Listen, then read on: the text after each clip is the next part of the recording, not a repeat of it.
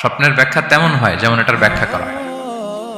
রাসূল সাল্লাল্লাহু আলাইহি ওয়াসাল্লাম একবার স্বপ্নে দেখলেন যে তিনি ওনাকে দুধ দেয়া হয়েছে, বাটিতে দুধ খাচ্ছেন, পরে আঙ্গুলের ফাঁক থেকে দুধ বেরোচ্ছে। এই সামান্য একটু দুধ রাসূল সাল্লাল্লাহু আলাইহি ওয়াসাল্লাম উমরে ফারুককে দিলেন। সাহাবারা বললেন, মাদা আউয়ালতা বিহি ইয়া রাসূলুল্লাহ, এটা তাবিল কি? তখন বললেন, আউয়ালতু বিহি আল ইলম, এটা দিয়ে আমি জ্ঞান বুঝিয়েছি, মানে উমরে ফারুকের আল্লাহ তাআলা অনেক জ্ঞান দিবে। তাবিদের মধ্যে মুহাম্মদ ইবনে সিরিন খুব ভালো স্বপ্নের ব্যাখ্যা জানতেন। এক লোক এসে মুহাম্মদ ইবনে সিরিনকে বলল যে আমি দেখলাম আমার ছেলে পানি খেতে খেতে পেটটা এত বড় হয়ে গেছে।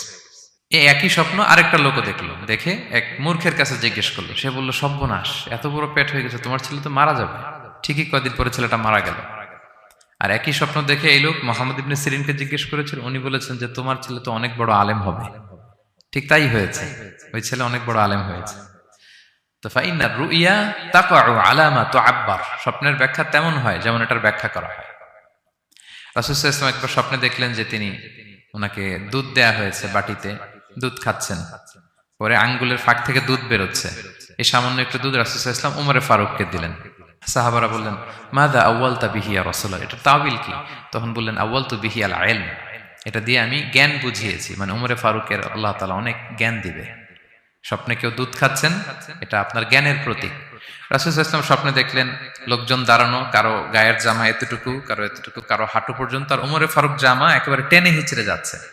তো সাহাবারা বললেন, মাদা আউয়ালতু বিহি ইয়া রাসূলুল্লাহ, এই স্বপ্নের তাওবিল কি, ব্যাখ্যা কি?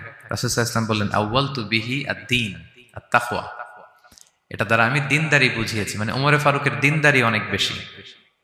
স্বপ্নে কেউ ছোট জামা দেখলে তার দিনদারি কমতেছে, এটার একটা আলামত। তো এই জন্য হুট করে স্বপ্নের কথা কাউকে শেয়ার করতে নেই।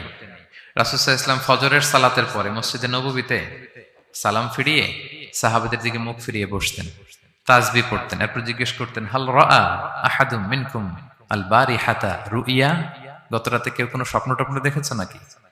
তো তখন সাহাবারা এই স্বপ্ন বলতেন, রাসূল সাল্লাল্লাহু আলাইহি ওয়াসাল্লাম ব্যাখ্যা করতেন। সুবহানাল্লাহ, কত সৌভাগ্যবান ছিলেন তারা। তাহলে স্বপ্ন বলা যাবে নাকি কাউকে? না। খুবই শুভাকাঙ্ক্ষী, আপনার একেবারে ক্লোজ ফ্রেন্ড, তাকে বলতে পারেন। আর অনেক বড় আলেম যিনি ভালো ব্যাখ্যা করতে পারবেন, আপনাকে গাইড করতে পারবেন, তাকে বলবেন, এছাড়া বলা যাবে না। আর খারাপ স্বপ্ন তো বলাই যাবে, আল্লাহ তাআলার কাছে পানা চাইতে হবে। তাহলে ঘুমিয়ে ঘুমিয়ে যেটা দেখি এটা কারোর কাছে বলা যাবে না। আর যেটা পাওয়ার আকাঙ্ক্ষা মানুষকে ঘুমাতে দেয় না, ওইটাও একটা স্বপ্ন। বলে না যে আমার জীবনের স্বপ্ন আমি এটা করব, এটাও স্বপ্ন। এই ভিশনও শেয়ার করা যাবে না কারোর সাথে। আপনারা তো ব্যবসায়ী মানুষ, টিপস শিখাই দেয় কিছু। বিশাল বড় একটা কিছু প্রজেক্ট নিছেন, শুরু করার আগে আপনি বলে ফেলছেন, শেষ, আর এটা হবে না। দেখবেন যে এখান থেকে কনস্পিরেসি, ওইখান থেকে শত্রুতা, ওইদিকে এটা করছে ওইটা করছে, আপনি আর আগাতেই পারবেন না। দুঃখজনক হলেও সত্য, আমরা বাংলাদেশিরা তো এগুলোতে অভ্যস্ত। সবার মধ্যে কম বেশি জেলাসি কাজ করে ন্যাচারালি, আমাদের বাংলাদেশিদের এটা আরো বেশি। আমি আমার প্রায় আলোচনাতে বলি যে আমাদের জাতীয় খেলা হাডুডু হওয়ার কারণ হচ্ছে এই খেলার ধরনটাই এমন, একজন সামনে যেতে চায়, 10 জন পা ধরে পিছনে টানতে চায়।